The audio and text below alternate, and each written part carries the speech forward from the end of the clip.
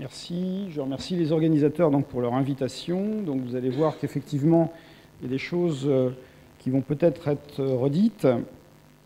Donc, l'idée est de voir comment une gestion à la fois des indications et des modalités du déclenchement peuvent permettre de réduire le taux de césarienne, comme vous l'a présenté l'orateur précédent. Le taux de césarienne, ou du moins la participation des déclenchements au taux global de césarienne, quelque chose d'important qui arrive donc en deuxième position.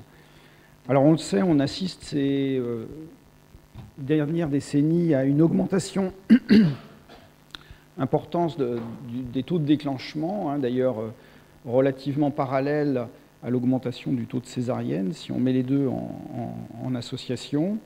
Alors, nos chiffres en France, c'est 22,7%, ce qui fait à peu près 175 000 déclenchements par an. Vous voyez sur la courbe une élévation depuis les années 80, avec des disparités sur la partie gauche de la diapositive, partie droite pardon, de la diapositive, des disparités entre les pays, des disparités qui s'expliquent d'ailleurs pas bien par des différences dans la pathologie, mais beaucoup plus par des différences de pratiques obstétricales. Alors on le sait, les césariennes en cours de travail représentent une part importante du nombre global de césariennes. Si on considère qu'il y a à peu près 2/3 de césariennes en urgence, sur l'ensemble de ces césariennes en urgence, vous voyez 2/3 également sont représentés par les césariennes en cours de travail. Alors il s'agit bien sûr là pas uniquement des césariennes sur des travails déclenchés, mais sur l'ensemble des patientes en travail, avec deux grandes indications principales de césarienne en cours de travail, que sont donc la stagnation de la dilatation et les anomalies du rythme cardiaque fœtal. Quand on regarde les pratiques des différents pays, ce sont là des chiffres qui sont des chiffres français, on constate que la proportion de déclenchement chez des patientes pour lesquelles il n'y a pas véritablement d'indication médicale, ça représente une part importante. Vous voyez là donc en rouge, pratiquement un quart, enfin un petit peu moins d'un quart des déclenchements dans cette étude, qui est un petit peu ancienne, mais on n'a pas véritablement d'études plus récentes pour avoir des chiffres précis. Vraisemblablement, ces chiffres n'ont pas beaucoup évolué. Un quart des déclenchements sont des déclenchements sans indication médicale, avec là aussi des disparités importantes en fonction des centres, en fonction du caractère privé, public des centres, en fonction également de l'âge des patientes. Alors dans ce travail, qui est un travail australien, les auteurs se sont intéressés à une cohorte de plus de 42 000 patientes. Et l'intérêt de ce travail, qui s'est intéressé à mettre en évidence l'augmentation du taux de césarienne par rapport au travail spontané dans différentes catégories, soit de renforcement du travail, soit de déclenchement des patientes, l'intérêt, c'est qu'il s'agissait uniquement de patientes à bas risque, donc uniquement de patientes pour lesquelles il n'y avait pas d'indication médicale au déclenchement. Donc ça permet d'éliminer de l'analyse tous les risques qui sont inhérents à une pathologie. On sait évidemment que quand on fait un déclenchement sur un retard de croissance, quand on fait un déclenchement chez une patiente prééclamptique, il y a un risque plus élevé de césarienne. Là, il ne s'agissait que de patientes à bas risque, ce qui permet d'analyser l'effet des thérapeutiques sur le risque de césarienne. Donc, vous voyez, ce sont les chiffres qui sont encadrés en rouge. Le risque relatif ajusté de ces patientes varie évidemment en fonction du type d'intervention médicale. Donc les trois premières lignes correspondent donc à un travail renforcé soit par amniotomie, soit par ocytocine, soit par les deux, amniotomie et ocytocine. On voit que cela multiplie le risque de césarienne pendant le travail par 2,5. Et puis donc, en fonction des méthodes de déclenchement, là aussi, on voit que quand on associe plusieurs méthodes de déclenchement, c'est la dernière ligne, avec une rupture des membranes, amniotomie et ocytocine dans ce groupe, on s'aperçoit qu'on a un risque de césarienne qui est pratiquement multiplié par 4 chez ces patientes à bas risque. Alors évidemment, le plaidoyer, c'est de bien évaluer la balance risque-bénéfice du déclenchement, et en particulier, on devrait proposer à une patiente un déclenchement qu'à partir du moment où le bénéfice, qu'il s'agisse du bénéfice néonatal ou maternel, est plus important que les risques potentiels, en particulier d'intervention césarienne, forceps, également les risques néonataux quand il s'agit d'une décision prématurée avant 39 semaines d'aménorrhée. Alors, quelles sont les bonnes indications? Je ne vais pas forcément passer en revue toutes les indications de césarienne, mais juste pour repréciser certaines de ces indications qui ont été précisées par des recommandations du collège pour la plupart. Donc pour le terme dépassé, donc c'est à partir de 41 semaines d'aménorrhée, qu'en l'absence de pathologie, on propose aux patientes un déclenchement et que, c'est ce que dit la recommandation du CNGOF de 2011, le moment de ce déclenchement doit être déterminé en fonction d'un certain nombre de choses. La préférence de la patiente qui intervient, bien évidemment, et également les conditions et les caractéristiques obstétricales, qu'il s'agisse des conditions cervicales, de l'existence ou non d'un utérus cicatriciel, la parité, et également l'organisation des soins de la maternité. Deuxième facteur pourvoyeur d'indication médicale de déclenchement, c'est la rupture prématurée des membranes à terme. Vous le savez, le risque infectieux augmente avec la durée d'ouverture de l'œuf, et la recommandation là, est de ne pas dépasser 48 heures et de mettre des antibiotiques au bout de 12 heures. Évidemment, si la patiente est strepto B+, cela change un petit peu les choses. Si le col est favorable, un déclenchement immédiat, si la patiente est d'accord, peut être proposé. Là où les choses ont un petit peu changé, c'est dans les ruptures avant 37 semaines d'aménorrhée, où un essai randomisé a validé, je dirais, et cela a été également confirmé par des méta-analyses ultérieures d'autres essais randomisés, qu'une expectative jusqu'à 37 semaines ne changeait pas le risque néonatal, excepté si la patiente était streptocoque B positif, avec pas plus de chorioamniotite clinique et histologique, en tout cas pas de façon significative, entre une attitude expectative et une attitude de déclenchement immédiat dès la rupture des membranes. Le diabète insulinodépendant ou insulinorécurrent, il est conseillé donc de ne déclencher que si le diabète est déséquilibré, avec dans ces cas-là une recommandation de ne pas dépasser 38 semaines d'aménorrhée plus 6 jours. Pour les grossesses gémellaires non compliquées, on ne dépasse pas 39 semaines plus 6 jours. C'est une recommandation également du CNGOF. Et puis, point important, les pathologies hypertensives qui représentent une proportion importante des patientes dans les déclenchements. Seule la prééclampsie est une indication indiscutable de déclenchement. Une hypertension artérielle chronique, isolée, surtout si elle est isolée et qu'il n'y a pas de protéinurie, ce n'est pas une indication reconnue de déclenchement. On s'aperçoit que souvent, dans les indications médicales, on cache une proportion importante de patientes qui sont simplement des hypertendus chroniques pour lesquelles l'indication est discutable. Et puis, il y a des indications qui sont beaucoup plus discutables. C'est en particulier les organisations, à la fois géographiques et temporelles, en particulier chez des patientes qui ont un antécédent d'accouchement rapide. La macrosomie fœtale, vous savez, si vous lisez la littérature, qui est un essai randomisé européen qui est sorti, l'essai DAM, qui a permis de montrer qu'on pouvait réduire les difficultés aux épaules de 2 tiers en déclenchant les patientes, mais il s'agissait de patientes qui avaient eu des évaluations pondérales extrêmement précises sur le plan à la fois clinique et échographique. Et il s'agissait de patientes qui ont été déclenchées particulièrement tôt, puisqu'on pouvait les déclencher entre 36 et 38 semaines d'aménorrhée. Donc il ne s'agit pas de déclenchement tardif de patientes dans ces cas-là. Et pour l'instant, un seul essai randomisé a permis de mettre en évidence cette différence significative. Le retard de croissance intra-utérin à terme, là aussi, c'est une indication qui cache pas mal de fausses indications de déclenchement. Ce sont essentiellement les fœtus qui sont en difficulté hémodynamique qui justifient principalement d'une naissance prématurée ou d'un déclenchement à l'approche du terme. Alors le déclenchement de convenance, il avait été traité par la Haute Autorité de Santé dans des recommandations qui datent de 2008, avec du coup des limitations à l'utilisation des patients, en particulier des limitations pour les patientes qui ne devaient pas être porteuses d'un utérus cicatriciel, les patientes qui bénéficiaient d'une datation échographique précise. Un déclenchement de convenance ne peut être envisagé pour la HAS qu'au-delà de 39 semaines d'aménorrhée et avec un col favorable, ce qui limite évidemment toutes les utilisations des prostaglandines et des moyens mécaniques chez ces types de patientes. Et avec bien sûr l'accord de la patiente, là aussi c'est l'accord de la patiente et pas simplement l'obstétricien qui propose, ça doit répondre à une vraie demande de la patiente.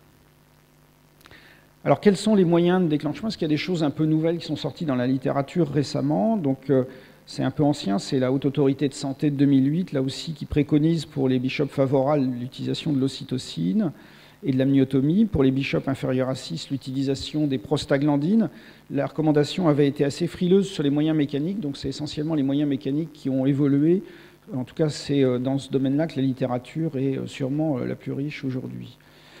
Alors sur le déclenchement sur col favorable, je ne reviens pas trop, mais il est évident que toutes les nouvelles recommandations sur la prise en charge du travail spontané s'appliquent ou pourraient s'appliquer à une certaine modération dans l'utilisation de l'ocytocine chez les patientes qui sont déclenchées avec un col favorable, avec en particulier la nécessité de réduire un peu les doses d'ocytocine, de ne pas se griller tout de suite les milliunités d'ocytocine utilisées, avec une augmentation qui doit être progressive, avec une utilisation qui peut en faire envisager une décroissance dans l'utilisation des doses d'ocytocine.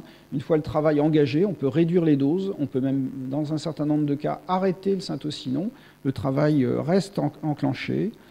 Et c'est des choses qui doivent également être mises en pratique aujourd'hui dans le travail déclenché. Alors sur col défavorable, est-ce qu'il existe de la littérature qui permet de trancher sur les modes de déclenchement à utiliser? Eh bien, on s'aperçoit qu'en fait, la lecture de la littérature est assez décevante. Cela tient en particulier au fait que les critères de jugement dans les essais randomisés sont assez variables, puisque pour certains, donc, c'est l'accouchement dans les 24 heures qui est le critère de jugement, pour d'autres, le taux de césarienne, et dans un certain nombre d'autres études, le risque d'anomalie du rythme cardiaque fœtal qui peut faire aboutir soit à une césarienne, soit à une naissance par extraction. Il n'y a pas d'études qui comparent de façon vraiment objective et prospective les différents modes entre eux. Il y a plusieurs analyses qui soulignent l'hétérogénéité des pratiques et ces difficultés d'interprétation. Alors, je vous ai retiré quelques études qui me paraissent intéressantes, assez récentes. Donc, en 2015 en particulier, une analyse systématique de la littérature avec une comparaison ou une tentative de comparaison à partir de 96 études sur les 3 critères que je viens de vous énoncer, la vitesse de la naissance, donc l'accouchement dans les 24 heures, le risque de voir apparaître de la iatrogénèse, donc c'est le taux d'hyperstimulation, et puis le taux de césarienne qui est un espèce de mélange en fait des patientes ou des fœtus soit qui ne tolèrent pas bien le déclenchement, soit de ceux pour lesquels, sur le plan mécanique, ça ne se passe pas bien. Et donc on s'aperçoit que dans ces différentes comparaisons, ce qui ressort principalement, c'est que vraisemblablement un des meilleurs moyens, c'est l'utilisation vaginale du misoprostol, en particulier pour la rapidité d'accouchement. Donc c'est le classement de ces 4 modes de déclenchement, 5 modes de déclenchement sont en premier lieu donc l'utilisation du misoprostol vaginal, puis l'utilisation de la dinoprostone arrive au 2e rang, et puis donc finalement ensuite les moyens mécaniques qui sont presque exclusivement des cathéters de Foley dans les études qui ont été reprises dans cette analyse. Par contre, pour la tolérance fœtale, et en particulier le risque d'hyperstimulation utérine avec anomalie du rythme cardiaque fœtal, on s'aperçoit que là, le classement est un petit peu différent, puisque c'est les moyens mécaniques avec le cathéter de Foley qui est vraisemblablement le mieux toléré, qui arrive en premier rang. Puis ensuite, donc, l'utilisation de la dinoprostone intracervicale, ce qui, en fait, dans l'étude périnatale nationale en France, n'est retrouvé que dans 9% des déclenchements. Puis l'utilisation du misoprostol par voie orale en 3e rang, et en 4e rang, la dinoprostone vaginale. Donc on voit qu'en fonction du critère de jugement qu'on va, et en particulier en fonction de ce que l'on veut obtenir par le déclenchement, donc soit plus de rapidité, soit au contraire plus de sécurité, le moyen à utiliser n'est pas forcément toujours le même. Donc il y a également des analyses comparatives, des méta-analyses comparatives qui ont été faites 2 à 2 et qui confirment en particulier que quand on compare un moyen mécanique à une prostaglandine, qu'il s'agisse de la dinoprostone ou du misoprostol, on a, dans la plupart des études, des efficacités qui sont globalement à peu près identiques, mais moins d'hyperstimulation utérine avec les moyens mécaniques et moins de césarienne, souvent pour anomalie du rythme cardiaque fœtal, et dans cette méta-analyse, moins d'extraction instrumentale également. C'est confirmé quand on compare d'autres moyens mécaniques, en particulier le ballonnet de déclenchement, le double ballonnet de déclenchement intracervical, et la dinoprostone, c'est-à-dire essentiellement donc, les PGE2 locales type PROPES, avec une efficacité là aussi qui est identique, tant dans ce qui concerne le taux d'accouchement par voie basse que le taux de césarienne, mais on le voit ici dans cette méta-analyse, un risque plus de 2 fois moins important, 7 fois moins important, pardon, d'hyperstimulation utérine. Et dans cette méta-analyse qui s'est intéressée à l'état néonatal, un petit peu moins, mais bon, la différence est à peine significative, un petit peu moins d'hospitalisation en néonatologie quand on utilise des moyens mécaniques. Alors le cas particulier de l'utérus cicatriciel, évidemment, même si la proportion de patientes là est moins importante, j'ai repris là les recommandations du collège de 2012, que vous connaissez vraisemblablement, qui conseille donc d'utiliser plutôt de l'ocytocine ou de l'EPGE2 vaginal.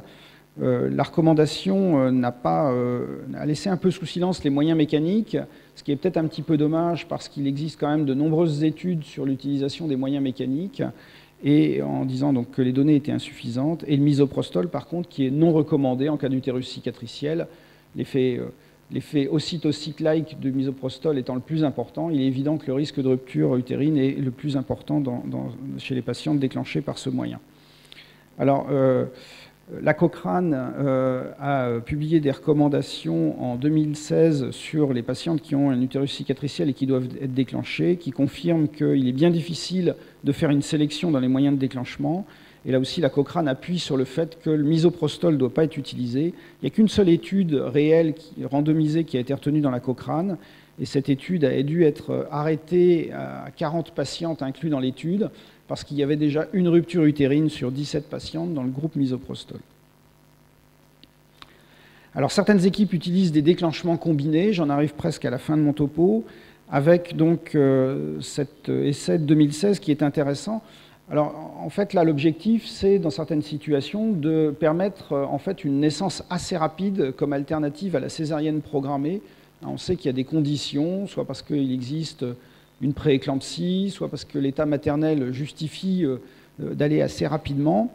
Et donc, cette étude s'est intéressée donc, à 4 modalités de déclenchement, soit le misoprostol tout seul, le misoprostol associé à un moyen mécanique, la sonde de Foley, la sonde de Foley toute seule, ou la sonde de Foley et de l'ocytocine, mais de façon associée, les deux en même temps, en fait. Et donc, on le voit sur ces courbes de décroissance, la rapidité la plus importante est obtenue avec l'association misoprostol sonde de Foley, et d'ailleurs, c'est... l'association misoprostol sonde de Foley est...